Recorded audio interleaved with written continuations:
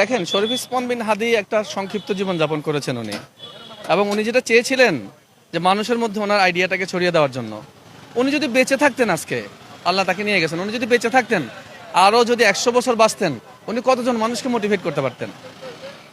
উনি আজকে যে মোটিভেশনটা আমাদেরকে দিয়ে গেলেন, 1000 বছর ধরে এই মোটিভেশন আমাদের মধ্যে থাকবে। আমাদের সন্তানরা, এই বাচ্চারা এখন ক্লাস 5-এর ক্লাস 6-এর বাচ্চারা জিজ্ঞেস করে ওসমান হাদির জন্য দোয়া করছো কিনা।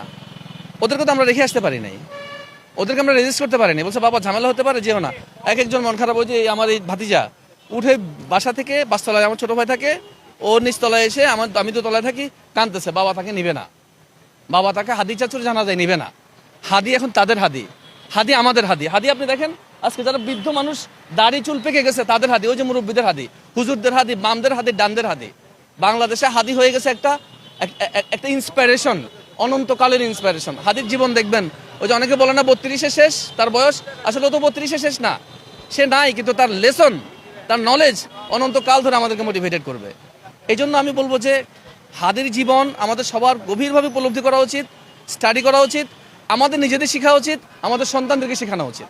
ওসমান গনি বিন হাদি সাহেবের উদ্দীপনা বা এই নিঃস্বার্থ দেশপ্রেম স্মরণকালের মধ্যে কারোর মধ্যে দেখেছি বলে আমার মনে পড়ে না।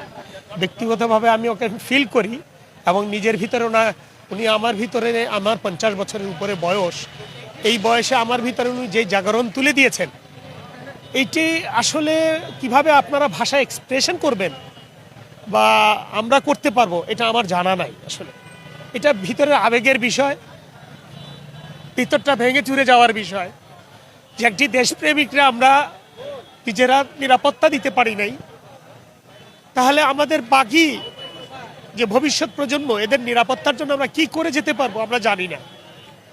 অতএব ব্যক্তিগতভাবে আসলে হাদি ভাইয়ের মূল্যায়ন হাদি ভাই নিজেই, এর কোনো তুলনা হতে পারে না। আসলে যুগে যুগে ধরে শুধু ভারত নয়, পৃথিবীর ইতিহাস আপনি যখন ঘাটবেন, আধিপত্যবাদ ছিল, শাসক এবং শোষণ এটি ওতপ্রোতভাবে জড়িত, এটা চলবেই। কিন্তু আমাদের যেটা প্রয়োজন, হাদি ভাইয়ের মতো বা এরকম যারা ইন্সপায়ার লিডার, যারা আমাদেরকে পথ প্রদর্শক রয়েছেন, রাহবার রয়েছেন, আমরা আমাদের মস্তিষ্ক, আমাদের মেধা, আমাদের বিবেককে বিক্রি করব না। আমরা সবসময় এই আধিপত্যদের বিরুদ্ধে যদি জাগ্রত থাকি, এটা চিরন্তন কিয়ামত পর্যন্ত জাগ্রত থাকতেই হবে, এটি চলমান প্রসেস। আমরা যদি জাগ্রত থাকি, তাহলে ইনশাল্লাহ আমরা দাসত্বের শৃঙ্খল থেকে মুক্ত হয়ে স্বাধীনভাবেই মহান রবের শুকরিয়া আদায় করতে পারবো, এবং ভবিষ্যৎ প্রজন্মের জন্য একটি দাসত্ববিহীন সমাজ নির্মাণ করতে পারবো ইনশাআল্লাহুল কারীম।